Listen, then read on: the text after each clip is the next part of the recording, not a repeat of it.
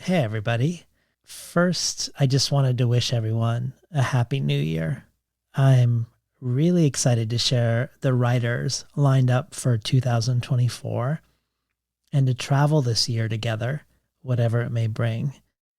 We're going to kick off the new year with a serious blast from the past, with a recording from the very first Tin House Writers Workshop in 2003. Just over 20 years ago now. Since then, the workshop has really grown and blossomed. What began as an annual summer workshop on the Reed College campus in Portland, Oregon, and I will say as an aside that they mention in this episode the stoners walking behind the podium, or when Denis Johnson mentions taking a pee break to pee in the lake.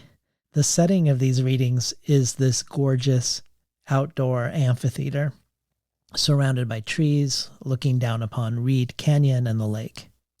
The people reading are facing away from the canyon up toward the audience, and there is a small trail that runs behind the podium along the top of the canyon, which has provided some comedy over the years as unsuspecting hikers or joggers, stoned or not, find themselves suddenly before a large amassed crowd looking down upon them. But what began as an annual summer workshop back in 2003 continues, but there is now a winter workshop as well, an autumn workshop, various one-month residencies in the studio apartment next to the Tin House in Portland for writers working on full-length manuscripts, summer general residencies, some for debut writers or debut writers over the age of 40, or writers who have never before attended a residency, or for writers who are parents, or for writers who are trans. And in the last several years, there's been an explosion in online craft intensives, for instance. The ones offered just in the next month include classes on personal essay and the critical essay, writing extreme experiences, generative revision, and contemporizing ancestral stories. So if you're curious about any of these things, the various seasonal writing workshops, the residencies, or all of these craft intensives, you can find out about all of them at tinhouse.com/workshop. But to return to where it all began, the summer of 2003, Tin House really began their workshops in those early years with a bang, with such iconic writers that they brought out, from Mark Strand to James Salter to today's guest, novelist, poet, playwright, and screenwriter Denis Johnson, who was part of the workshop in both 2003 and 2004. Today's episode is a three-part event. We begin, after an introduction by the writer Chris Offutt, with a remarkable reading from Denis from his novella, Train Dreams. And then Denis is interviewed by Chris and takes questions, a conversation that is full of some unforgettable explorations of a writer's process, methodology, and philosophy on craft. And I should mention that this second part required some creative editing on my part, both because the people asking the questions from the audience are not mic'd, and also because they haven't given consent to be part of this recording. Fortunately, Denis repeats the questions, so you'll be hearing Denis repeating the questions and then answering them, but without the original questioner asking the question. And likewise, right as they are about to ask questions, Denis proposes some to the audience himself, which we won't hear the answers to, but I left his questions in because they're really great and really funny. As if that isn't enough, this mesmerizing reading and this very substantive interview and Q&A, there's a part 3 as well.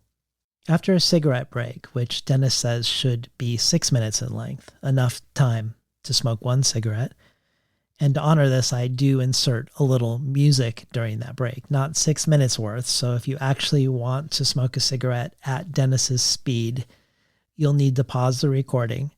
But after this cigarette break / musical interlude, Chris Offutt and Denis Johnson perform the first act of Johnson's play, Psychos Never Dream, with stage directions read by Charles D'Ambrosio. I realize it's absurd, if you know Denis Johnson's work, to talk about trigger warnings. But if having them is useful to you, I would imagine this final third should have them all, really. As we enter the demented, amoral psyches of Floyd and Critter, there are no footholds of likability or any comforts, moral or otherwise, of distance or any meaning-making outside of their minds. But this isn't just the story of two sometimes comically and sometimes horrifyingly, and sometimes comically and horrifyingly degenerate misfits, but also, I think, a play about the way the American past trickles through everything these two men think and believe. A past still alive and kicking from an open grave today. Questions of freedom and property, of rights and borders and land, of the insatiable greed of treasure and treasure hunting, and of who is considered almost but not quite human. As Critter says at one point in this play, the evil of you just keeps percolating down and through the universe to hell. Evil contamination percolation. And we are not spared that percolation. As Denis Johnson himself says about his own work, what I write about is the dilemma of living in a fallen world and asking why it is like this if there's supposed to be a God. Here's today's episode of Tin House Live from 2003 with none other than Denis Johnson.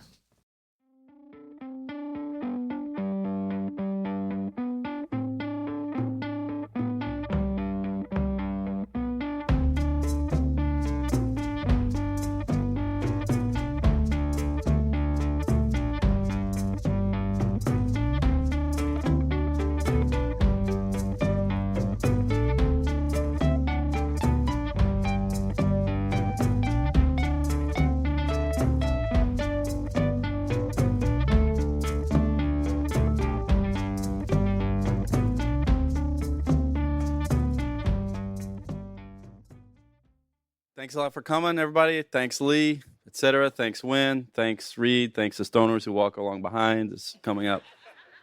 Thanks, Dennis.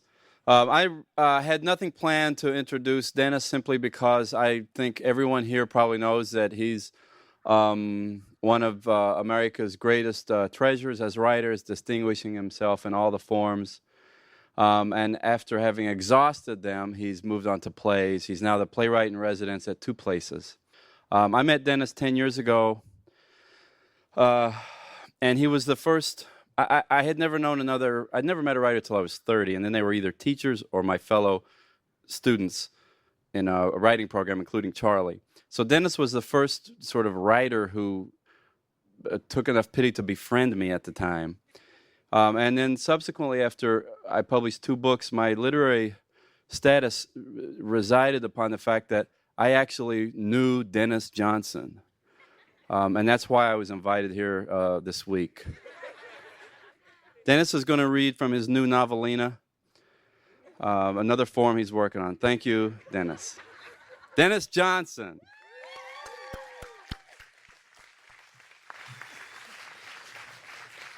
Thanks. I do remember meeting Chris, and I said, "So what are you doing now?" And he said, "I'm waiting for my fame." Because he'd gotten out of graduate school, I guess. Then he sat around and waited. Actually, in my mind, the evening is already becoming increasingly disorganized, but we did have a plan. The idea is that I will read a little bit of this prose fiction. Then we're going to have a sort of an interview. Chris is going to interview me, or I'm going to interview him for a short time.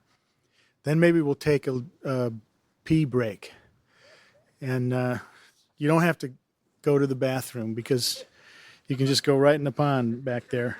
And we'll get ourselves set up, and then Charlie D'Ambrosio and Chris and I will read the first act, or it's actually a long scene from this play. We're not going to read the whole thing, don't worry.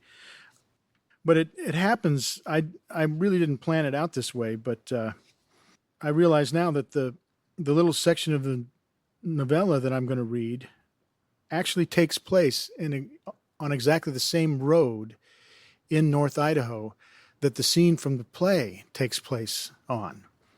And but they're separated by this little bit of the novella I'm going to read takes place in like 1920, somewhere in there, in the 1920s. And the play takes place in our era. I think we'll get an idea as to how the people have evolved a little bit, at least in my estimation, between the two eras. The novella is called Train Dreams, and it's just really the story of one man's life, Robert Grenier, who lives in the very north part of North Idaho, and it covers his existence between the years 1897 and 1963. And this part of it just concerns a job he has for a while.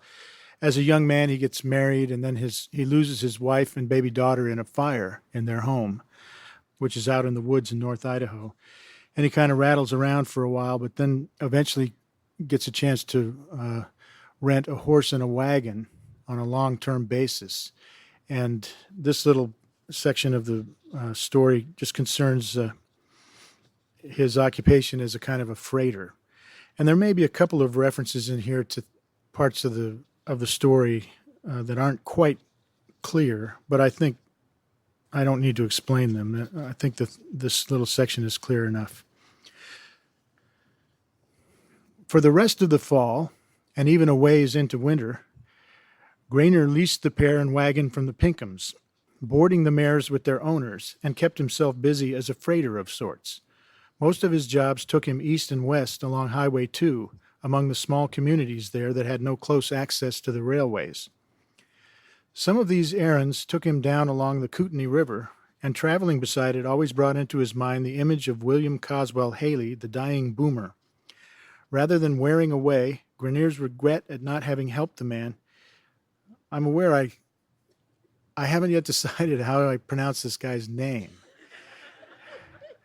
It's spelled like Mount Rainier with a G on the front of it. But I've always pronounced Mount Rainier as Mount Rainier, but Rainier Beer is Rainier Beer. So I'm a little confused. And I'll just, go back and forth, I think. Some of these errands took him down along the Kootenai River, and traveling beside it always brought into his mind the image of William Coswell Haley, who, that's another part of the story. I'm not even going to explain it. The dying boomer. Rather than wearing away, Grenier's regret at not having helped the man had grown much keener as the years had passed. Sometimes he thought also of the Chinese railroad hand he'd almost helped to kill. The thought paralyzed his heart. He was certain the man had taken his revenge by calling down a curse that had incinerated Kate and Gladys. He believed the punishment was too great. But the hauling itself was better work than any he'd undertaken, a ticket to a kind of show, to an entertainment comprised of the follies and endeavors of his neighbors. Grenier was having the time of his life. He contracted with the Pinkhams to buy the horses and wagon in installments for $300. By the time he'd made this decision, the region had seen over a foot of snow, but he continued a couple more weeks in the freight business. It didn't seem a particularly bad winter down below, but the higher country had frozen through, and one of Grenier's last jobs was to get up the Yak River Road to the saloon at the logging village of Sylvanite, in the hills above which a lone prospector had blown himself up in his shack while trying to thaw out frozen dynamite on his stove. That actually happened. Some of this I got from old newspaper articles, and there actually was a guy who blew himself up in his shack and this was not an uncommon practice apparently. People were not as respectful of dynamite as we are nowadays, and he kept it out in the shed and it was frozen, so he just put it on the stove, and it blew up. The man lay out on the bar top, alive and talking, sipping free whiskey and praising his dog. His dog's going for help had saved him. For half a day, the animal had made such a nuisance of himself around the saloon that one of the patrons had finally noosed him and dragged him home and found his master extensively lacerated and raving from exposure in what remained of his shack. Much that was astonishing was told of the dogs in the Panhandle and along the Kootenai River, tales of rescues, tricks, feats of super canine intelligence, and human-like understanding. As his last job for that year, Grenier agreed to transport a man from Meadow Creek to Bonners who had actually been shot by his own dog. The dog-shot man was a bare acquaintance of Grenier's, a surveyor for Spokane International who came and went in the area named Peterson, originally from Virginia. Peterson's boss and comrades might have put him on the train into town the next morning if they'd wanted, but they thought he might perish before then, so Grenier hauled him down the Moyer River Road, wrapped in a blanket and half sitting up on a load of half a dozen sacks of wood chips, bagged up just to make him comfortable. "Are you feeling like you need anything?" Grenier said at the start. Grenier thought Peterson had gone to sleep, or worse. But in a minute the victim answered, "Nope, I'm perfect." A long thaw had come earlier in the month. The snow was melted out of the ruts. Bare earth showed off in the woods. But now again the weather was freezing and Grenier hoped he wouldn't end up bringing in a corpse, dead of the cold. For the first few miles he didn't talk much to his passenger, because Peterson had a dented head and a crazy eye, the result of some mishap in his youth, and he was hard to look at. Grenier steeled himself to glance once in a while in the man's direction just to be sure he was alive. As the sun left the valley, Peterson's crazy eye and then his entire face became invisible. If he died now, Grenier probably wouldn't know it until they came into the light of the two gas lamps either side of the doctor's house. After they'd moved along for nearly an hour without conversation, listening only to the creaking of the wagon and the sound of the nearby river and the clop of the mares, it grew dark. Grenier disliked the shadows, the spindly silhouettes of birch trees and the clouds strung around the yellow half-moon. It all seemed designed to frighten the child in him. "Sir, are you dead?" he asked Peterson. "Who, me? Nope, alive," said Peterson. "Well, I was wondering, do you feel as if you might go on?" "You mean as if I might die?" "Yes, sir," Grenier said. "Nope, ain't going to die tonight." "That's good. Even better for me, I'd say." Grenier now felt they'd chatted sufficiently that he might raise a matter of some curiosity to him. "Mrs. Stout, your boss's wife there, she said your dog shot you." "Well, she's a very upright lady to my way of knowing, anyways." "Yes, I have the same impression of her right around," Grenier said, "and she said your dog shot you." Peterson was silent a minute. In a bit, he coughed and said, "Do you feel a little warm patch in the air, as if maybe last week's warm weather turned around and might be coming back on us?" "Not as such to me," Grenier said, "just holding the warm of the day the way it does before you get around this ridge." They continued along under the rising moon. "Anyway," Grenier said. Peterson didn't respond, might not have heard. "Did your dog really shoot you?" "Yes, he did. My own dog shot me with my own gun." "Ouch," Peterson said, shifting himself gently. "Can you take your team a little more gradual over these ruts, mister?" "I don't mind," Grenier said, "but you've got to get your medical attention or anything could happen to you." "All right, go at it like the Pony Express then, if you want." "I don't see how a dog shoots a gun." "Well, he did." "Did he use a rifle?" "It weren't a cannon. It weren't a pistol. It were a rifle." "Well, that's pretty mysterious, Mr. Peterson. How did that happen?" "It was self-defense." Grenier waited. A full minute passed, but Peterson stayed silent. "That just tears it then," Grenier said, quite agitated. "I'm pulling this team up, and you can walk from here if you want to beat around and around the bush. I'm taking you to town with a hole in you, and I ask a simple question about how your dog shot you, and you have to play like a bunkhouse lout who don't know the answer." "All right," Peterson laughed, then groaned with the pain it caused him. "My dog shot me in self-defense. I went to shoot him at first because of what Kootenai Bob the Indian said about him, and he slipped the rope. I had him tied for the business we were about to do." Peterson coughed and went quiet a few seconds. "I ain't stalling you now. I just got to get over the hurt a little bit." "All right, but why did you have Kootenai Bob tied up? And what has Kootenai Bob got to do with this anyways?" Not Kootenai Bob. I had the dog tied up. Kootenai Bob weren't nowhere near this scene I'm relating. He was before. But the dog, I say. And say I also the dog. He's the one I ties. He's the one slips the rope, and I couldn't get near him. He'd just back off a step for every step I took in his direction. He knew I had his end in mind, which I decided to do on account of what Kootenai Bob said about him. The dog knew things because of what happened to him, which is what Kootenai Bob the Indian told me about him. That animal all of a sudden knew things. So I swung the rifle by the barrel and butt-ended that old pup to stop his sass, and wham! I'm sitting on my very own butt end pretty quick. Then I'm laying back, and the sky is traveling away from me in the wrong direction. Mr. Grenier, I'd been shot, right here. Peterson pointed to the bandages around his left shoulder and chest. By my own dog. Peterson continued, I believe he did it because he'd been confabulating with that wolf girl person. If she is a person, or I don't know. A creature is what you can call her if ever she was created. But there are some creatures on this earth that God didn't create. Confabulating? Yes, I let that dog in the house one night last summer because he got so yappy and wouldn't quit. I wanted him right by me where I could beat him with a kindling should he irritate me one more time. Well, next morning he got up the wall and out through the window like a bear clawing up a tree, and he started working that porch back and forth. Then he started working that yard back and forth, and off he goes and down to the woods, and I didn't see him for 13 days. All right.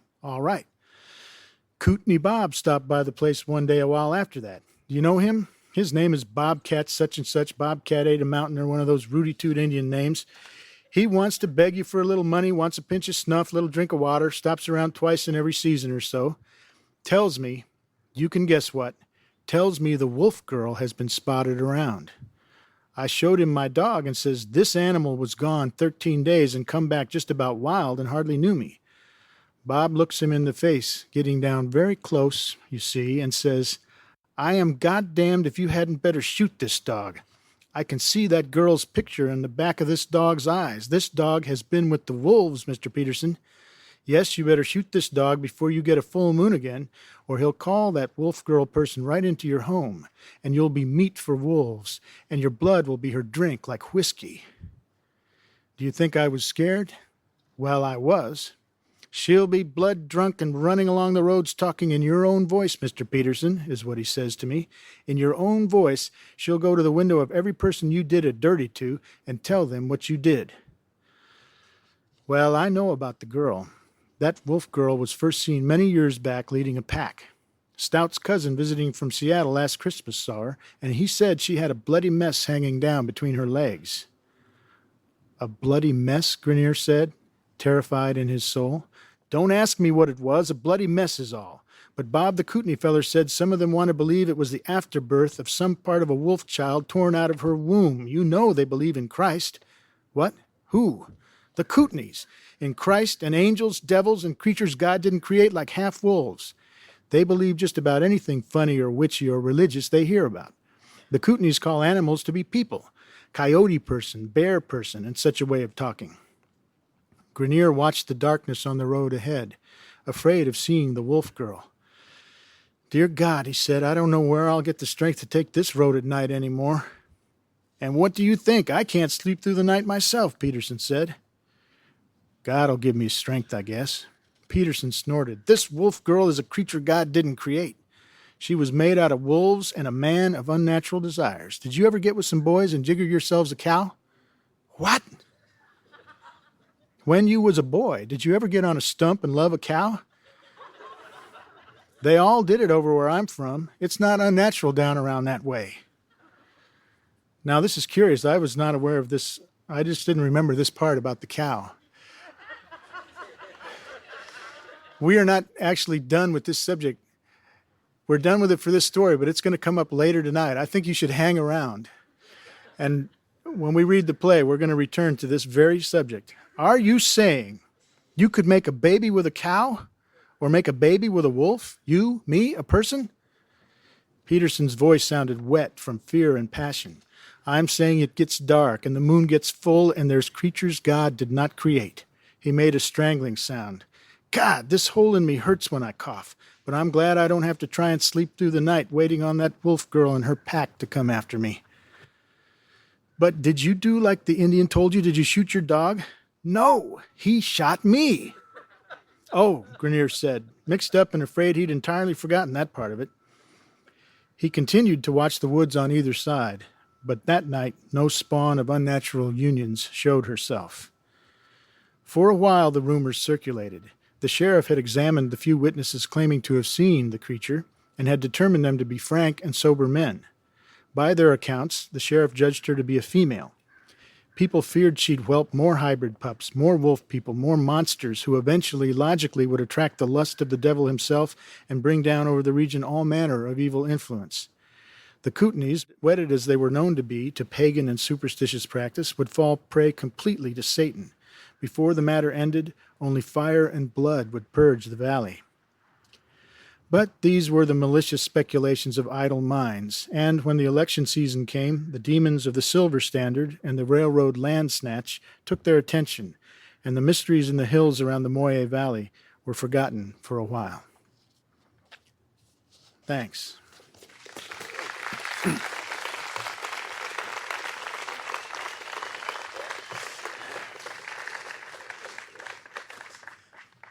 Now, I think maybe I have to introduce Chris Offutt. Okay. Chris Offutt, as you know, is a master of some forms. No, he's a very gifted prose stylist and author of wonderful nonfiction memoirs, short stories, and at least one novel that I know of. And I think probably those of you who have been hanging around here have been unable to avoid making his acquaintance over the last week. I'm very grateful to be sharing the stage with him for this interview, and we'll also do a reading after that, or question and answer, or something like that. Come on up, please. Christopher John Offutt. Dennis, you usually like to start with questions, right? All right, yeah. Are there any questions? Can someone tell me the difference between a land mile and a nautical mile? What is the worm doing at the bottom of the tequila bottle, the mezcal? Why is it there? Waiting for you. Okay, so nobody knows. Actually, what I heard was that it was once in a while they'd get in by mistake, and it was considered good luck. And then they began to put it in every bottle, like, it's good luck. But yeah, it was a trick question. I did know the answer. You got the question? Repeat. The question is, what is it about the playwriting form that's attracting me now, or the theater? And at first, it was just the thrill of seeing characters come to life. I went to a reading of some actors were doing of mine in Los Angeles. They were reading my material at the Met Theater in 1990, something like that. And a couple of them acted out one of the scenes from a novel on the stage. And I was knocked out. I thought it was just wonderful that these characters I'd imagined now were moving around and I could hear what they sounded like. And so I determined that I would write a play, and eventually I did. And when I started getting around people who were producing these things, I became instantly addicted. In the first place, I'm not alone. And those of you who are writing fiction or poetry know it's scary and hard to be writing alone. And it's wonderful to come into a community and we're all concerned with, guess what I've written. I mean, I'm dealing with a group of people who have memorized every word I've written.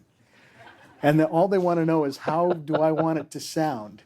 And it's so hard to go back home and then write a short story or, all by myself, where I can only imagine what the reader must be thinking. You called me completely excited over this and said, "It's great, Chris. I just write it and they say it the same day. It's great. I'll never write prose again." Yeah. Well, it's getting harder to write prose. It really is.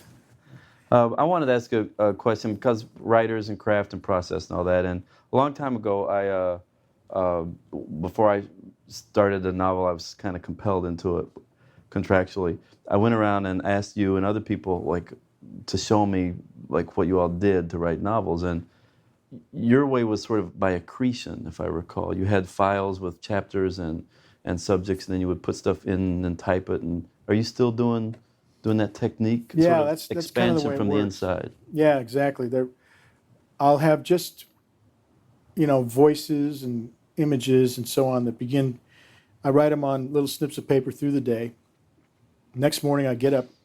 I have all the little pieces of paper, napkins and things like that.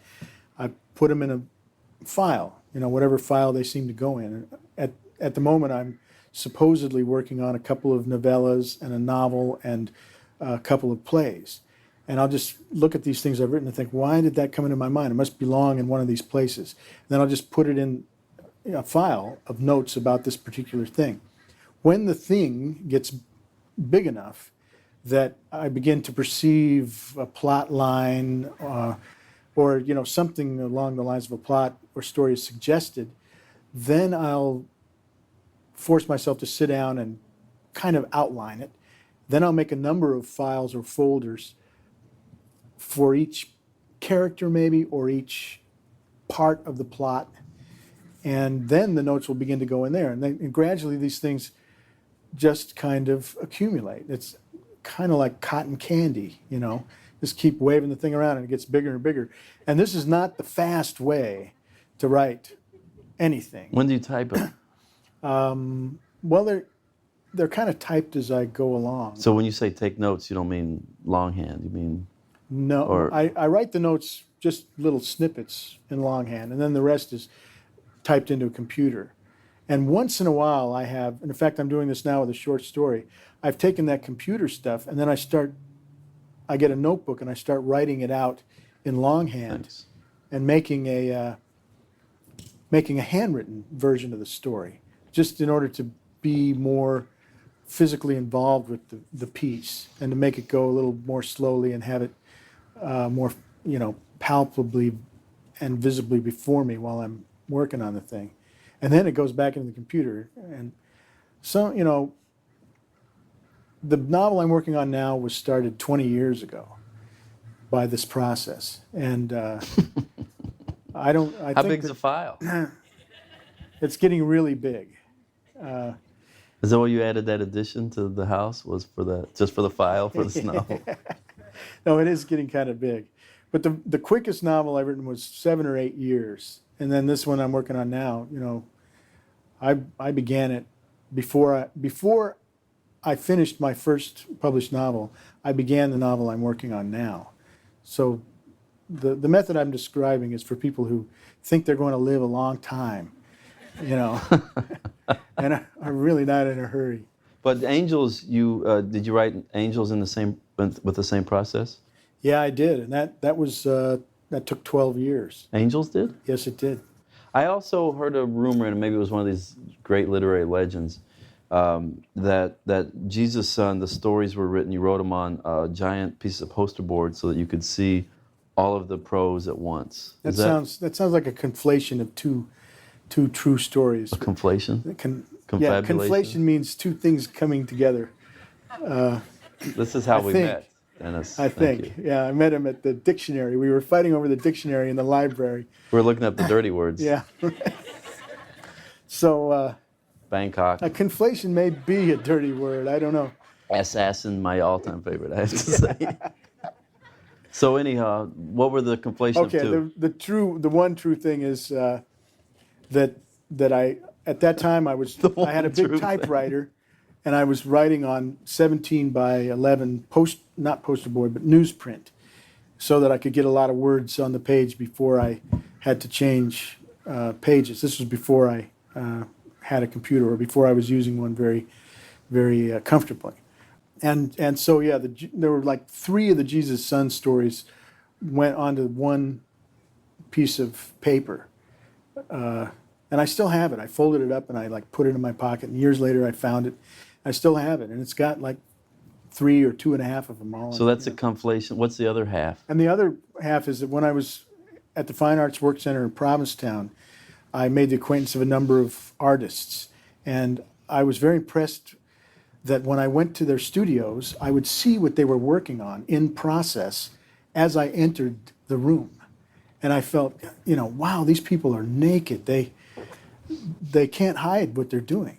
And so then I went back to my little studio, and I started writing poems on big pieces of paper and poster board and stuff with real big letters, and putting them on the wall to work on them so that I would have to experience that nakedness too. Did you invite people in so you could like expose yourself? So I could take off my clothes. Yeah. No, if they came over, they could see what I was working on, just like an artist. Did you ever work naked? Like take your clothes off to write? One of my mottos. My motto is write naked, write from exile, write with blood. That's my motto. And write naked means not literally with your clothes off, but to try and have that feeling that I am completely exposed. What are you in exile from? And to write in exile means to write about this world as if we had been removed, and we can only cherish it by remembering its details, and by being as loving and as careful in that process as we can. And to write with blood means to write as if every word were coming, as if we were going to run out of life or the stuff we're writing with at the same time and very quickly. And so we have to be very careful with the use of it. That shut him up, didn't it? That's the first time all week. God, usually I hear "shut up, Chris." I like that idea, but there was a third one, right? From exile, right with blood. What was the other one? Right naked. Yeah. So you do write naked. Yes. I do. We have a question in the back. The question was, what is it about the novel I started 20 years ago that's caused me to pick it up again or to have kept it the whole time?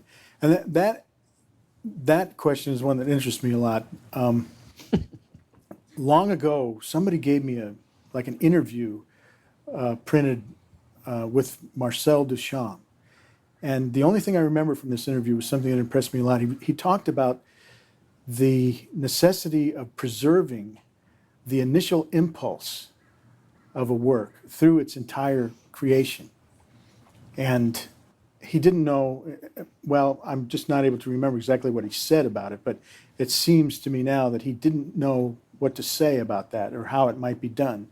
And I've considered myself very fortunate that the initial impulse that gives rise to one of these things seems to resonate, just seems to continue over long periods of time until the thing is done.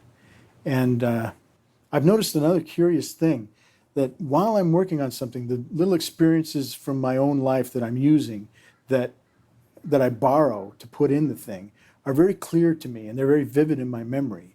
And then after the work is finished, I don't remember that part of my life at all. I can't recall those things anymore. It's as if they've been held in memory, and then they don't need to be there anymore.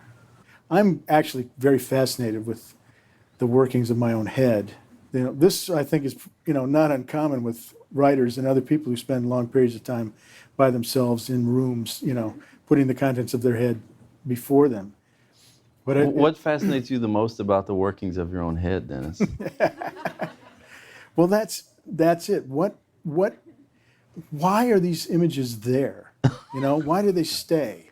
I had a wonderful thing happen once where in this Jesus Son story, there's mention made of a Volkswagen, a green Volkswagen, which was actually based on a Volkswagen I had owned.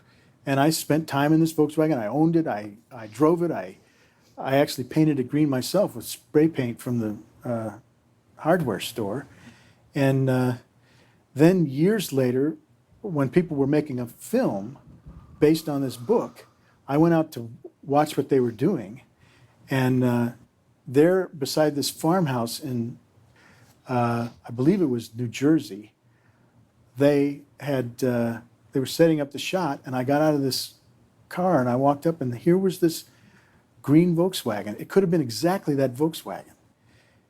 It might have been the same one. I don't know. And I thought, now, I had this Volkswagen, then it became only an image, and now it's real again.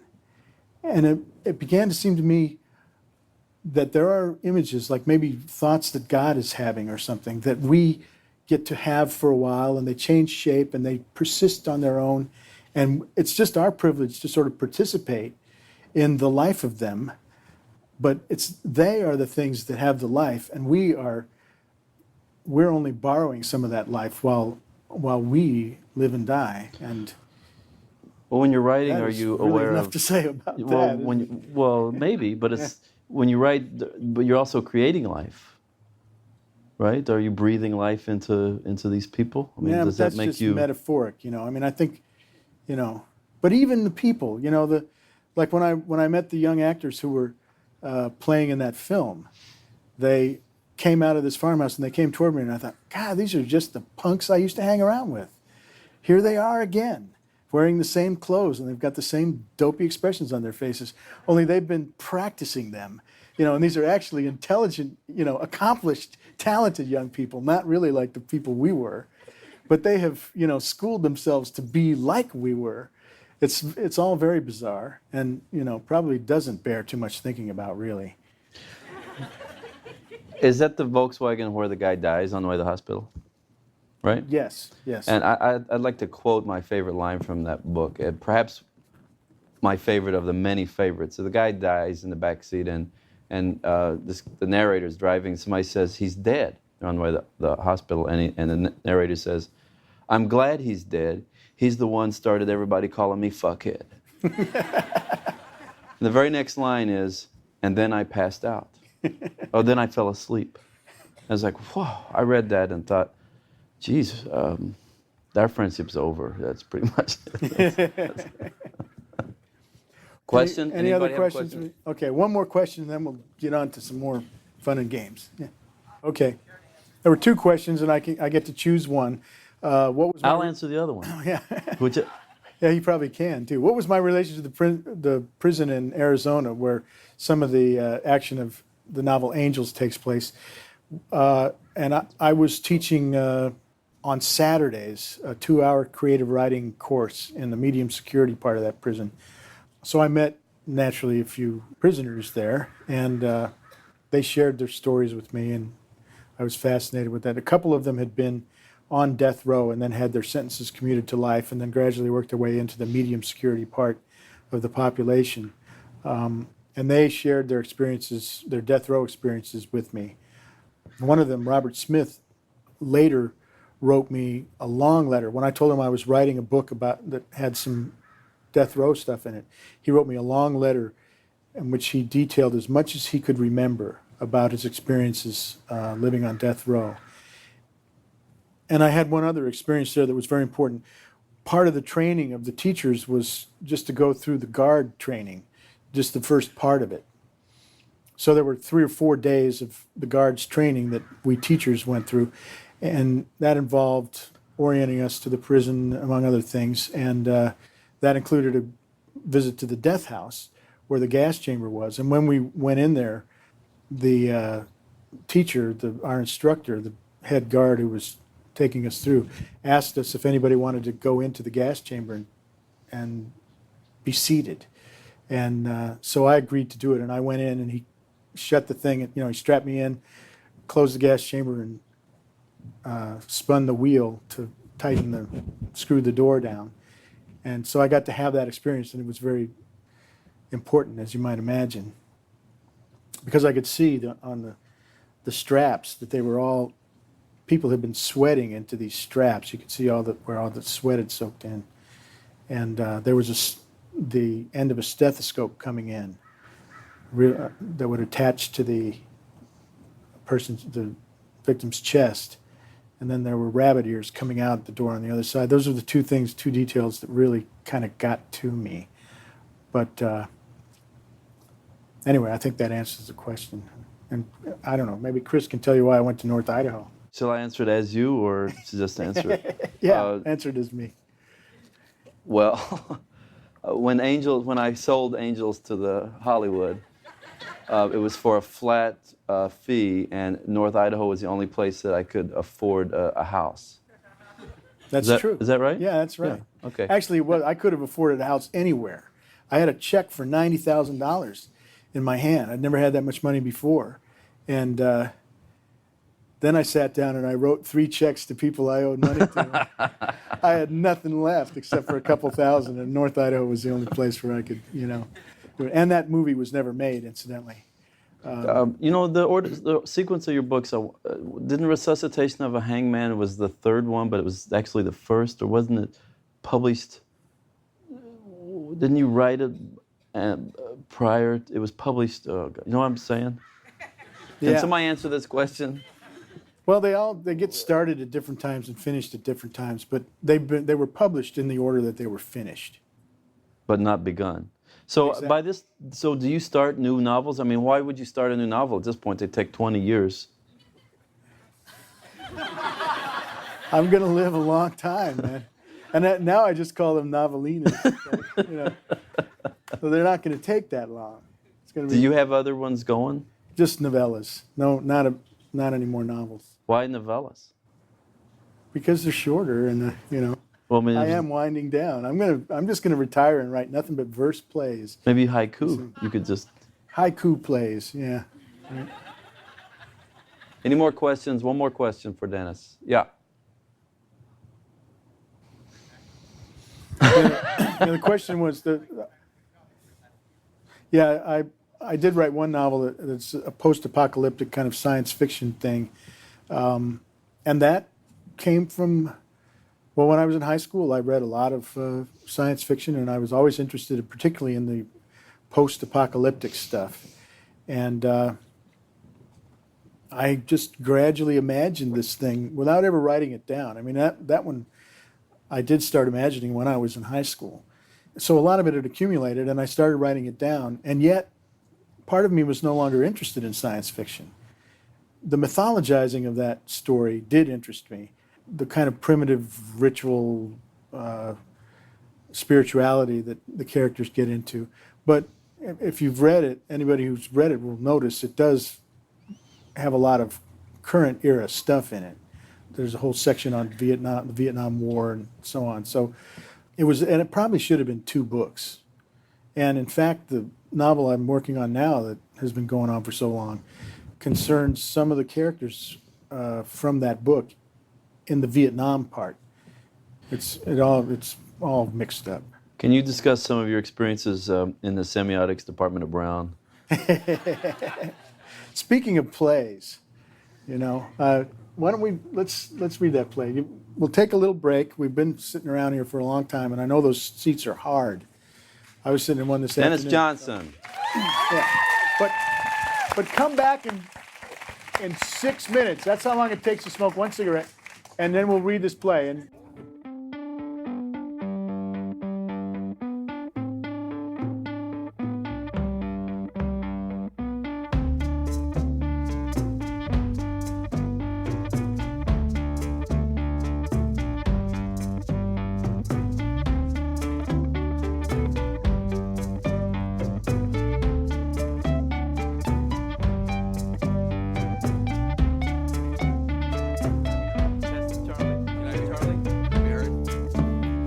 Charlie in the back.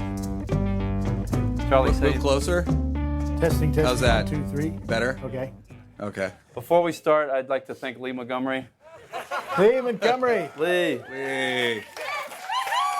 this is the final more. event. No more thanks. Thanks, Dennis. This is the final event for the Tin House Reading Festival, their first one, and it's been a great experience, I think, for everybody. Thank you. Thank you to the interns and all the staff. And thanks, Win. Okay. And Thanks, Dennis. Thanks to those of you who've come back Thanks, Dennis. to hear the first scene of this play, Psychos Never Dream. There are 4 characters in the play, but only 2 are in this scene, which is the opening scene. Charlie D'Ambrosio, world famous novelist and essayist, or story writer. Short story forgive me. writer. But he's like the rest of us. He'll end up writing a novel too. 20-year novel. Yeah. He is going to help us out by reading the stage directions. As I think I indicated when I was reading that piece of fiction, the action takes place along Meadow Creek Road, also known as the Moy River Road, in the backwoods of North Idaho, about 10 miles from the Canadian border. in the late 1990s, right around our time now. Here we go. Yes. Psychos Never Dream. Critter, backwoods hippie, late 40s. Floyd, a little straighter, late 40s. Woods behind a rural cabin, nighttime. Critter stands up to his hips in a pit, digging with a spade as fast as stealth will allow. Floyd stands some steps away, watching. He holds a lantern, but it isn't lit. Critter shovels rhythmically. Send up to the massa, I'm gonna strike the blow. Send up to the massa, I'm gonna strike the blow. I'm gonna strike the blow, I'm gonna bust my chains and run away to Timbuktu. I'm gonna bust my chains and run away to Timbuktu. I'm gonna bust my chains and run away to Timbuktu. And when you catch this monkey massa, I'm gonna be as rich as you. I'm gonna bust my chains and run away to Timbuktu. I'm gonna bust my chains and run away to Timbuktu. And when this monkey catch you, master, you're gonna be as poor as me. I'm gonna bust my chains and run away to Timbuktu. Done digging, Critter climbs out from the hole. I'm gonna bust my chains and run away to Timbuktu. I killed you and... Bends down and, obscured by the dirt pile, grunts and groans. A muffled whump. I'm gonna kill your whore. I killed you and I'll kill your whore. He comes around this side of the dirt pile, leans on his shovel, panting. His breath slows. He sets the shovel down. He's staring into the grave. Reaches into his back pocket, extracts a can of Skull, wipes his fingers in his armpit, opens the lid, takes a pinch, and shoves it into his mouth. Taking a break? Jesus Christ, Jesus God, holy mother. Jumping Jehoshaphat, Jiminy Cricket, huh? Great Caesar's ghost. Goddamn Floyd, you could have been a ghost. Could still be. Yeah. Good evening, Critter. I understood you to be in Coeur d'Alene. I'm thinking otherwise. I heard Fred at Bear Mechanical say old Floyd Wells would be dropping off a drive shaft for him down in CDA. Took it, left it, came back. I see. I think I had the timing of all this sort of misconstrued or something. So what are you doing in my yard? What am I doing in your yard? Is that all you got to say? Is that the best you can do to repeat what I just said, which is what are you doing in my yard? Because you've had a goddamn good long time to think up a better answer than that, or some kind of answer, because that ain't no answer at all. So, what am I doing in your yard? No, you're not asking me. I'm asking you. It's my yard and it's my question, and you get to be the answer man. Well, I got an answer. I got a hell of an answer for you. I'm waiting. Yeah, all right.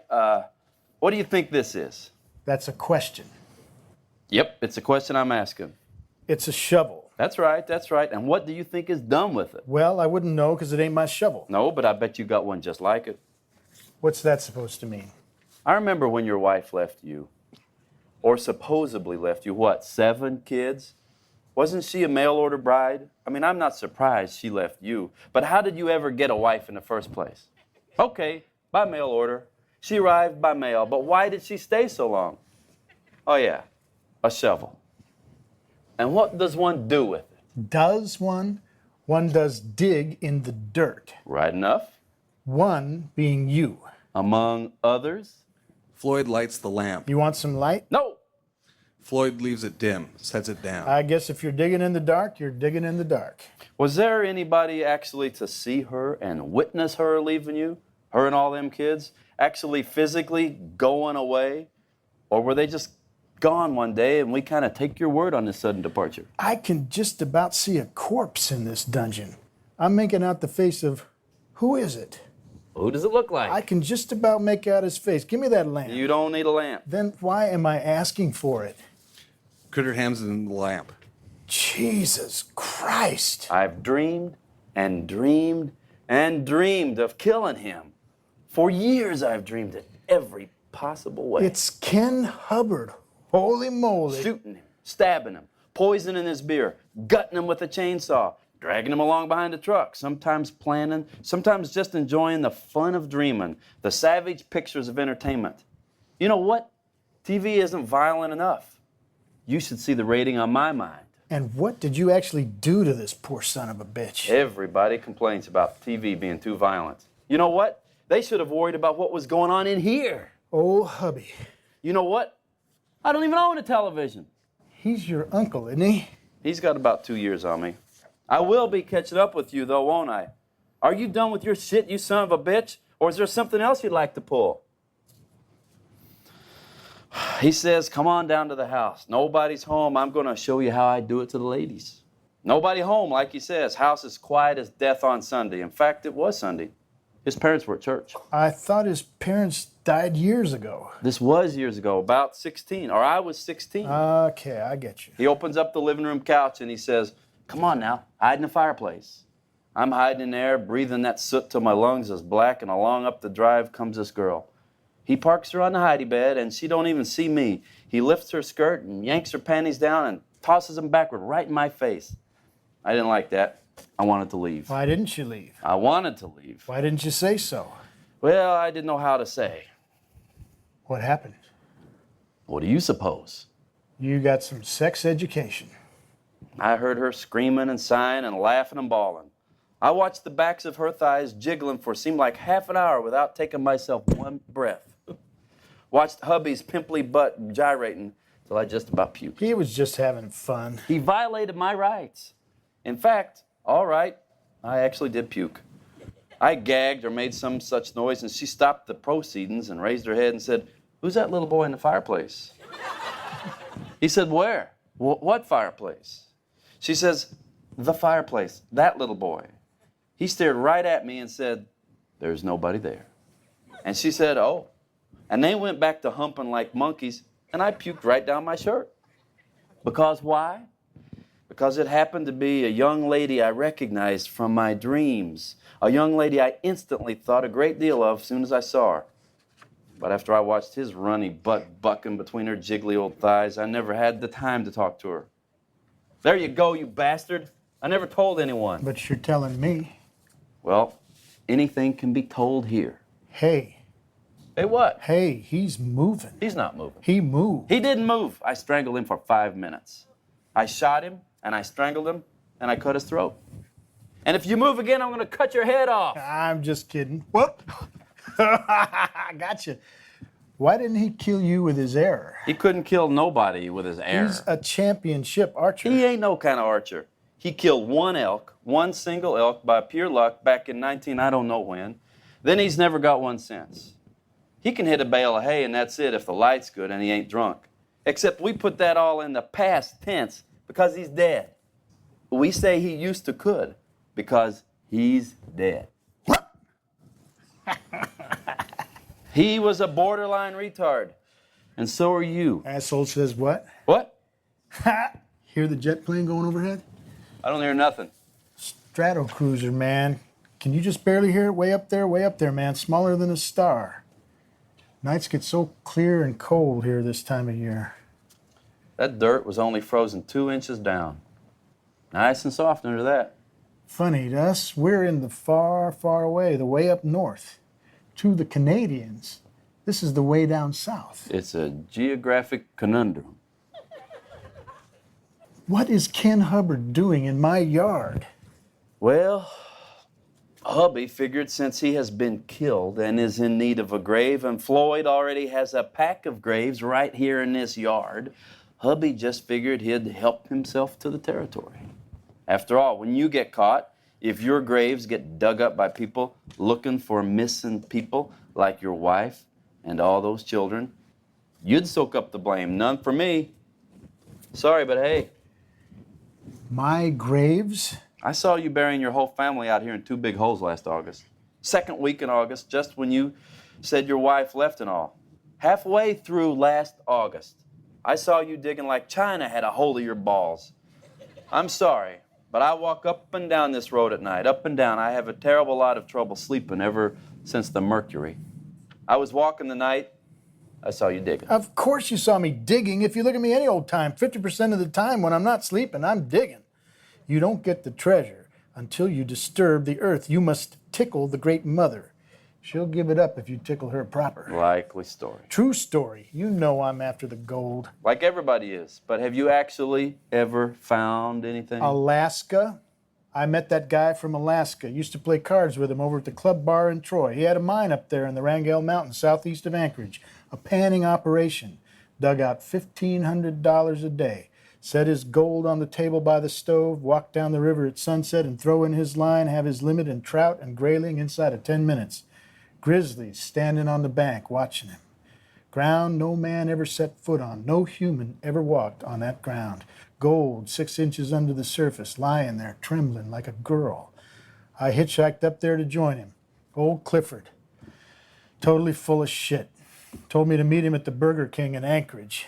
The Golden Arches. No, that would be the McDonald's, you sorry zit. Well, anyhow, you met him at the Burger King. Turns out there's quite a few Burger Kings in Anchorage. It's a sizable town. Anchorage is quite a large city. I doubt old Clifford ever set foot in it. No gold, though. No gold, just the Golden Arches. No gold claim, no Clifford, no reason why I should have ever gone there. He was just joking around, see if I'd actually pack extra socks and jockeys and hitchhike 2,000 miles. So I did, so go ahead. I'm an idiot. Hitchhiked home that October, and there's a draft notice waiting for me. 4 years later, I came home from Asia and never have left since. Well, who was it you buried out here? It was your wife and kids, wasn't it? Who'd you bury? It was my 2 dogs, my 2 hunting dogs. Oh, yeah? Well, I don't know. But they were people I saw you burying, not hunting dogs. They were wearing clothes. I wouldn't bury somebody wearing clothes. Too easy to make the identity. They were dogs, and they were naked, just like a dog should be.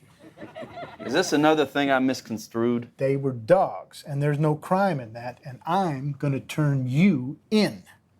Critter attacks hubby's corpse all over again, destroying it inside the grave with the shovel. Look what you got me into now, you bastard. Son of a bitch. Stop that! My God, man, what are you doing? I'm giving him a goddamn good thrubbing. He's dead. Lucky for him. You're mutilating a corpse. It's better than he deserves. He leaps into the grave and manhandles the You're corpse. assaulting a corpse. You're strangling a dead man. I find it calming. Strangely calming. Get up out of there. You're sick. You need help. Don't use that kind of tone on me. This ain't therapy. Is it, you stupid-looking, dickless, shit-pants runt? Only one time I saw him looking stupider. Did you hear about that time when a bunch of us boys left off haying one time down at Hanson's place and we all lined up to stand on a stump and love on a cow? Old hubby gets his turn, and he's loving on her like a monkey on a motor scooter.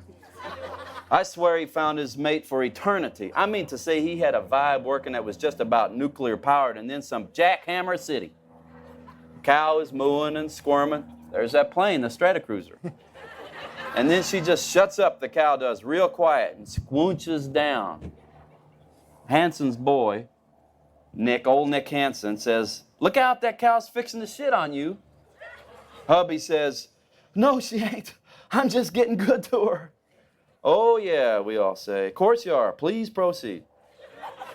That cow squoonches back and give a big old groan and slops about a 4.5-pound pie right down between hubby's ankles, right down onto his undies and breeches and his tennis shoes. His face just turned to tears, and he moans out, "Daddy's going to kill me," and flopped off that stump and waddled over and jumped in the river. And it was cold.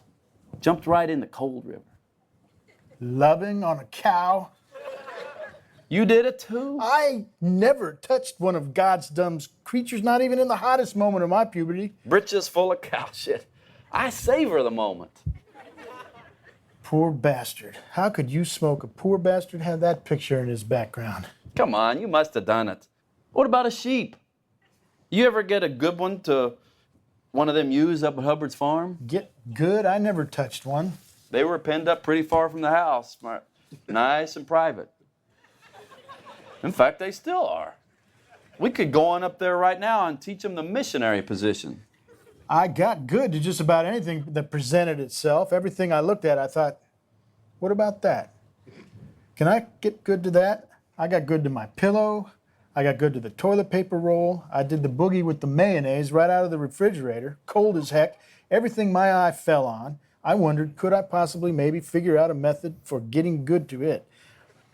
But when it come to God's creatures, I never did a one of them no harm by getting good to it. You got a yard full of bodies here. And you say you left God's creatures alone? Aren't your own wife and children God's creatures? You know, it seems to me this man did one or two boyish things you didn't care for, and you nursed the hurt for 30 years and then killed him. Oh, no. Oh, no, sir. No, sir, Bob. I killed him for something quite recent. He's lorded it over me since birth, but I held my peace. He locked a gate across my easement and built his fence 4 yards over the line of my property and never helped me for nothing. Never once bought me a beer. But I didn't kill him for that. I never even punched his fat face once or two times or broke his teeth like I should have. But after a lifetime of rolling over me every time his wheels turned, he finally went too far. Last spring, this son of a bitch, my uncle Ken Hubbard, who's supposed to be my own blood kin, hiked 9 miles up Sawyer Mountain to Razorback Ridge, crawled along it in the dead of night for another 1.6 to the backside of Spruce Lake to the cliff overlooking it, rappelled down 300 feet in the skinny light of dawn, swam 5/8 of a mile across the freezing waters of the lake to where it dribbles out into Snyder Creek, and kicked a 10-pound boulder in it. And that's what changed the course of Snyder Creek to where it does not touch my land, which it has crossed and blessed and nourished with its waters since before the first homesteaders came to it, old Snyder himself in 1898, who filed the first claim on the creek and designated it as serving that property, and instead, now it sops over onto Hubbard's land. He dug a pond 10 acre feet, a lake large enough to sink a church in, stocked it with trout, and every day he walks around the edge with a big old sack, tossing dog food out to those things, and they're growing as fat as Chinese babies, and every drop they drink is theft. Fish don't actually drink. I've seen them. I've seen them drinking, gulping, swallowing my water. I watch him every morning with his sack of kibble and his idiot smile. I've recorded it all on video. I've got videos of those fish drinking water. Every one of them drinking like a fish. Then he filed for rights. When the Water Resources put the advertisement in the paper, he come over and stole it out of my mailbox 3 Thursdays in a row till the ad stopped running, so I never could file a protest. Certificate was signed and sealed, and I never had an inkling until I got a copy in the mail from the water board. God. Change back the flow. You think I'm capable of climbing, crawling, rappelling, swimming? I need a helicopter, boy, and then you can't get out. How'd he get out? Greed and envy and hatred powered him out. That's all I can think of as to how he made it out. That water grab was a superhuman feat of evil. He should get the Congressional Medal of Honor. He put a gate across the easement that crosses his land into mine. He locked it tight. Every time I enter or exit my land, I've got to climb down out of my truck, dig my keys out of my pants, and locate the key on my keychain. Rain or shine, dark of night or broad of day, there's no respite from the task. And fiddle with that padlock and drag that gate open and drive my truck through and climb all down out of it and lock it up. Or else I'll be jailed because he's got an injunction out on me. He locked me in tight. He corralled me in. I struck a blow for freedom. I'd say you struck a damn sight more than just a blow. Looks like he fell off Everest. I told you I made a job of it. Can't tell his head from his feet now. Are you going to jump in and get it good to him? Why do they call you Critter? Why do they call you Floyd? Why don't you kiss my ass? Why don't you suck my dick? Critter shoves Floyd into the hole and starts frantically shoveling dirt in after him. Floyd pops up, sputtering. Oh, no, you don't. Oh, yes, I do. You don't bury me. Why not? Because I ain't dead. Is that an invitation? Is that a challenge? Critter raises the shovel. Hey, we're cousins. We are not cousins. Second cousins. No, I don't think so. Once removed. What are you, astrologist? Or what? With the family tree there. A genealogist. We ain't cousins. And what does once removed mean? And why do they go around saying, all you genealogists and gynecologists? I don't know. Nobody knows. Once removed. I'm not way down deep into it. I just happen to know that we happen to be second cousins, once removed through your mother and my cousin Anselm, who everybody called Elmo, because they were cousins. Therefore, let me up out of this hole and let's be friends, or at least cousins, or at least have a truce. We're having a truce. We are? A truce once removed. A truce once I remove your head from your neck with this shovel. No. Do you know what I have in my pocket here? You can't buy your way out of this. You're not a feller to go turning down a drink, are you? No. The seal ain't broken. I hoarded it all day. I was going to watch the boxing on the saddle. I can get a little bug on. What's the main card? Jean-Jacques St. Augustine and some guy named I can't even pronounce it. I never heard of That him. wily little Jamaican guy and some East European borderline retard. Are you going to share? That's kind of tasty to suck on. Don't be stingy. Wish I had a reefer. Most excellent. I don't know nothing about needles or pellets or left-handed cigarettes. I just know I like a drink. Prohibition's over. Well, we ain't going to be pals. And if I did have a little pot, I wouldn't share. I'd just dip my ash on your head. I always liked old hubby.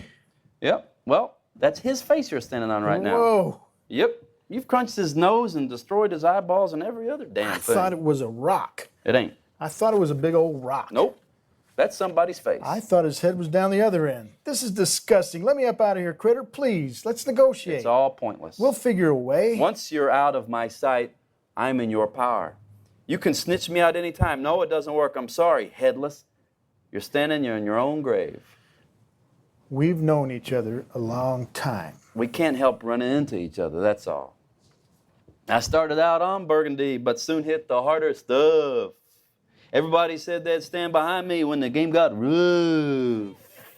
But the joke was on me. There was nobody even there to bluff. I'm going back to New York City. I do believe I've had enough. Listen, Floyd, I'm sorry. But due to this unfortunate misunderstanding about things and due to the stars and the fates and what choice do we have here? It's you or it's me. Sometimes it's just nobody's fault. But it's still you or the other guy. You remember Dave Dreesen when he chugged down a half gallon of vodka in less than 10 minutes down by that torn down bridge? And he just stopped breathing? And we were all scared that night and tried to cremate him? Went up like a torch. Went up like gunpowder. I peed my I pants. shit my pants. One entire half gallon of pop-pop vodka in his gut. That fireball roared out of his mouth. Wow. Out of his ears, out of his nostrils, out of... He won the bet, though. No, the bet was 8 minutes. 10 minutes. Could he drink it in 8 minutes? He won the bet. Well, I'm be goddamn and go to hell if I'll ever pay the son of a bitch. Let me up out of this hole. Couple gallons more in that jug of diesel, and we'd never seen any of this nonsense. That there was a load of trouble. Yeah, until Janie Churchill drove off the Moy Bridge. That distracted everybody. That took the heat off, yeah. Sometimes I've wondered, did she do it on purpose? Of course she did. She was facing a long list of complications, including prison.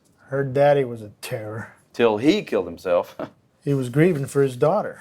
I haven't seen too much of you since then. Well, they dragged me off to the war. What about you? Did you get into service? You know, I'm not the military type. Didn't they draft you?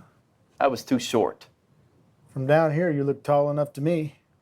These are custom boots. Custom. How much? Several inches. How much did you pay? Will you stay out of my business? It ain't your house you're standing behind. It ain't your yard you're digging a dungeon in. Go to find out. It's my business somebody's in and not the other way around. Yep, that was a real piece of local history when old Churchill cut his own throat at the dinner table. I wish I'd been around for that. At the funeral dinner. What is this, scotch? It was. Fucking alcoholic. You got some more? In the house. Go get it. We're rolling. No can do. It wouldn't be strategic. We'll call it a timeout. I'll stay right here. I'll stay in the hole. I'd like to believe that. I'm offering my word. Where is it? It's in the freezer, right on top of everything. I won't go back on my word. Critter starts shoveling dirt in and around Floyd, working hard. What's the deal, guy? I'm going to trap you. I gave you my word. Ain't a man's word worth half a shit no more? God damn the evil of this age we're living in. Critter sticks the shovel in the mound with a grunt and exits. Left alone and buried up to his waist, Floyd sighs, wipes his face. When you're lost in the rain and war is, and it's Easter time too, and your gravity fails and negativity won't pull you through. Dum da dum dum. Sound of ransacking from the house. It's in the freezer, in the freezer, in the freezer. Sound stops. The freezer? God damn, can't you tell booze from burger? If you see St. Annie, please tell her thanks a lot. I cannot move my fingers, they're all in a knot. Critter returns with the bottle. I haven't got the strength to get up and take another shot. And my best friend, my doctor, won't even say what it is I got. Critter sits. They pass the bottle and drink. Yep, you're real skinny, and your wife was fat. Have you ever seen Galapagos tortoises fuck? I mean, I felt the appeal. Fat girl in a real short skirt. Real fat girl in a real short skirt. Crow Man. You want me to get up and kill you with this shovel? Crow Man. It's not my name. It's not my name anymore. What, you ain't a hippie no more? At least I didn't wait for the army to get my young ass. At least I had some balls to make a move.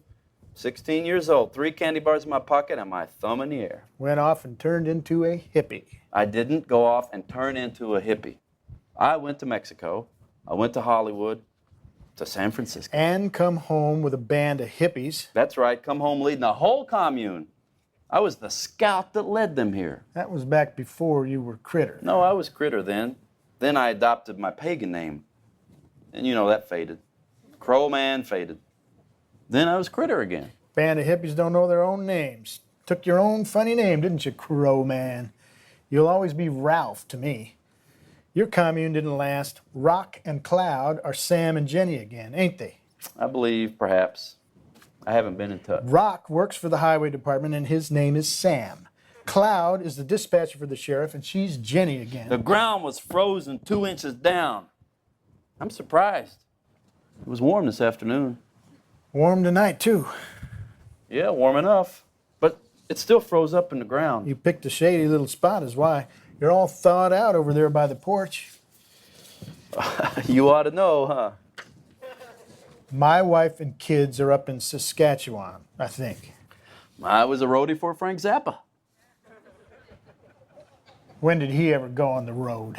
I helped out around the house. Zappa, the rock and roll dude? There's quite a bit more to his music here than rock and roll. Zappa was totally avant-garde. He had a whole European thing going. He dabbled in the French composers. I'm stunned into silence. I went to Mexico. I went to Hollywood and San Francisco. I was a roadie for the Mothers of Invention. The silence continued. The Mothers of Invention. Zappa's band. You weren't no roadie, never knew him. I worked around the grounds in various capacities. I did various chores. You're nuttier than a squirrel turd. When you work for a rocker in any capacity, that makes you a roadie. Yep, your brain is diseased ever since that plague at the commune. It wasn't any plague. It came from the environment. It came from outer space, starring Critter the Madman. From the tail ends out of an old mining operation up there. The mercury and the copper and the mercury mostly. The mercury and the madness. I know, it was horrible. Have I ever told you that, or anybody? Have I ever just sat down and admitted how horrible it was? What you don't understand is you never got better, any of you. You're all just as crazy as you were when the commune broke up. It came from the Black Lagoon. Your system doesn't process out the mercury. Once it's in you, it's in you. It's like a curse. The curse of the mercury madness. It caused you to become psycho. Psycho forever. You've known me since elementary school. Do I seem any different? No. You always have been psycho, come to think. Maybe you got poisoned way back in the time and before the time. Maybe you ate a mercury thermometer in the womb. Everybody said we cooked up a batch of bad acid. We never cooked up any acid. We didn't know how. Any acid we got, somebody had to hitchhike to Seattle and pay for it and hitchhike back. Usually they eat half on the way. We were terrible hippies. We were terrible hippies. After Jim and Janine left, we just went to ruin. Nobody there to keep us in line. It was after they left when we started drawing from the creek. It was too damn far to the spring is why. Too damn far and too much steep to climb up there. And anyhow, we were too damn lazy to muck out all the silt from the spring box. Jim and Janine left and the lines froze and broke and the box silted up. We just started drawing from the creek. I could have done a lot of acid and nom. Anything you think of in limitless amounts. You really didn't bury some people here last August while I was walking past? Nope. My dogs got fever and died, and I buried them. Dogs with clothes? No. Kind of like Snoopy Dog. He wears clothes. Snoopy don't wear clothes. Sometimes he does. Snoopy don't wear clothes, and neither did my dogs. Nudists, huh? Nudist dogs. I want in the warmth and love of the sunshine's cosmic rays. I approve of that. Let us be clothed in sunshine and raindrops, and once in a while, a little good old happy dirt. Well, it wouldn't be nothing if I did kill my wife. I've killed a lot of wives, and quite a large number of children, and been decorated for it. But killing and burying an American family, it wouldn't be exactly the same. I mean, for one thing, over there, I never bothered with burying anybody. I don't care what you say about God's creatures or the brotherhood or what. They're not entirely human. They're very close, but not all the way. Raping and pillaging, torching hooches, slaughtering elephants, actual elephants with a 50 caliber machine gun, actual elephants. Raindrops keep falling on my head. Well, the water's all mine, ain't it, asshole? Plus, you're servicing his wife. That red-headed sow he shares a bed with? The very one. Red? She's crazy. Maybe that's what calls to you. Crazy in the head, crazy in the bed. Everybody knows about it. Nothing to know. Everybody. Seems like you used to take her down by the river back in the day. I don't recall. I guess you didn't take her down there to drown her, did you? Elsewise, she'd be drowned. Red wasn't so crazy and ugly back in the day. Ain't it the truth? Back in the day, even I could tell my face from my ass. Well, somebody's doing her. Yeah? Somebody besides old hubby. How do you know? I've heard she sneaks down the road in that putt-putt four-wheeler of theirs just as soon as hubby goes off to town. He don't make it 5 miles past McDougal Bridge before crazy old Red goes scooting along down in the same direction on an errand of grace. Well, you know damn well I live right up behind him on that mountain. If it's me she wants, she could just walk on up. Would you do her? Okay, Red's ugly and she's crazy. But you can stare at a person and see their young, original self. Otherwise, nobody would stay wrapped up with anybody else past the point of a few wrinkles. Stars and celebrities don't realize this. They're always having themselves surgically removed. You got the hots for her. Yeah, I saw old hubby banging away on that cherry from L.A. It was Red. 16 years old and puking in the fireplace. She was the one you were in love with. Not true. When did your incident happen? I don't know. Along about when we were still kids. How old? Fuck off. About 16, about 2 days before you left? I'd never be talking about this if you weren't standing in your own grave. You loved Red Hubbard. I wasn't in love with her, really. I never saw her before that day. You fell in love with her at that moment. Plunged headlong. I was a slip of a boy.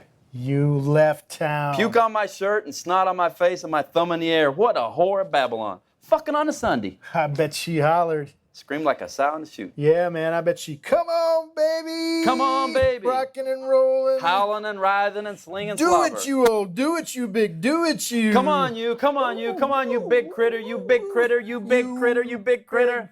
What? I didn't catch that. I think you said critter. Come on, you big critter. Critter, oh, you critter, oh, come on, you big critter. So maybe you felt she was calling to you. No. She was meant to be. No. They didn't call me critter then.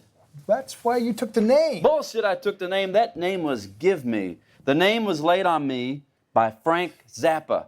By none other than Frank Zappa. Your bullshit is unending. Hogwash, bullshit, and jive. Critter wangs him with the flat of the shovel. God! Whoa! That makes your ears ring. Critter wangs him again. That starts a ringing in your head. I'll knock your head off. That'll stop the ringing. Yeah? Wham with the flat of the shovel, over and over. Ding, dong, ding, dong, ding, dong. Floyd disappears behind the mound. Critter peers down. What are you guys up to down in there? Getting good to each other? He flings away the shovel, retrieves the bottle, kills the last few drops. Jesus Christ, hubby. Now look what you made me do. Look what you've brought about. Take a look. Behold the position you forced me into. I've had to take this guy down, old Floyd. This wasn't his fault at all. Even dead, you keep right on working your bullshit. The evil of you just keeps percolating down and through the universe to hell. Evil, contamination, percolation. He strips down naked as he raves. Kenneth Hubbard, I call on you on the other side to watch me now. See what I do. See how I answer your evil with evil. Watch me walk the road from here to your house. I'm going to strip down naked and slaughter your sheep and bathe myself in their blood. And painted with the gore of your stock, I'll march into your bedroom and gut the sow you've cleaved to your bosom these last 20 years. Then I'm going to take your prize compound bow and arrows and shoot your horses. Then I'm going to dynamite your pond and wash myself clean in the flood of the last thing you prized, of the very waters you stole from my inheritance. Then I'll drag your sow's corpse back here to couple with you in the grave, along with Floyd, of course, which I feel bad about, which I consider an unavoidable mistake. But anyhow, he killed some people over in Nam, so it's justice, a little backwoods karmic retribution. See how I answer your evil with evil until the end of time. Critter exits, howling. Pause.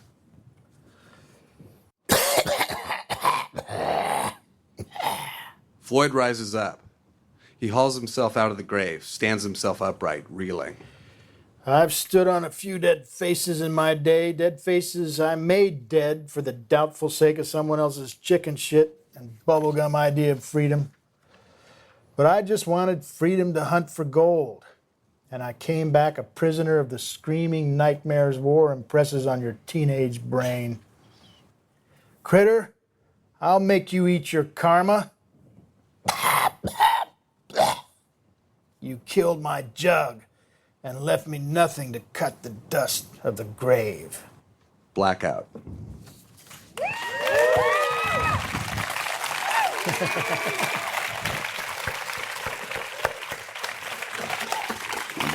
Thank you very much. Thank you. Dennis Johnson. Christopher John Offutt. And Charlie Charlie D'Ambrosio.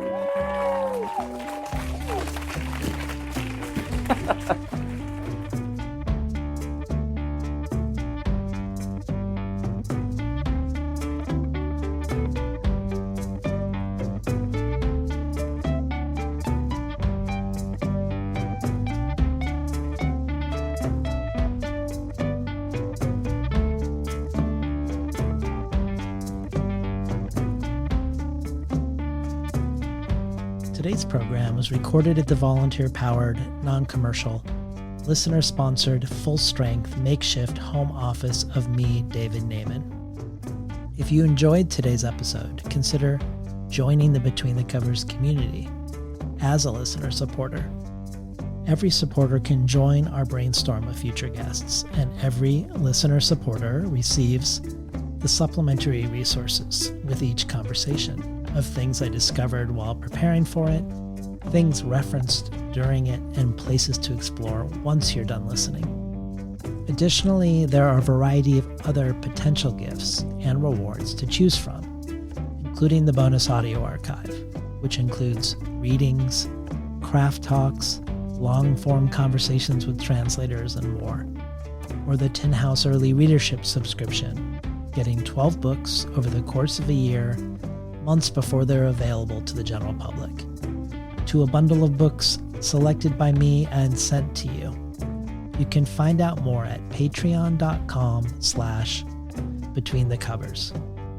Or if you prefer a one-time donation, you can do so by PayPal at tinhouse.com/support. I'd like to thank the Tin House team, Elizabeth DeMeo and Elisa Ogie in the book division, Beth Steidel in the art department, Becky Kramer and Jay Nichelle in publicity, and Lance Cleland, the director of the summer and winter Tin House Writers Workshops. Finally, I'd like to thank past Between the Covers guest, poet, musician, composer, performer, and much more, Alicia Jo Rabins, for making the intro and the outro for the show. You can find out more about her work, her writing, her music, and her film at aliciajo.com. ALICIAJO.com.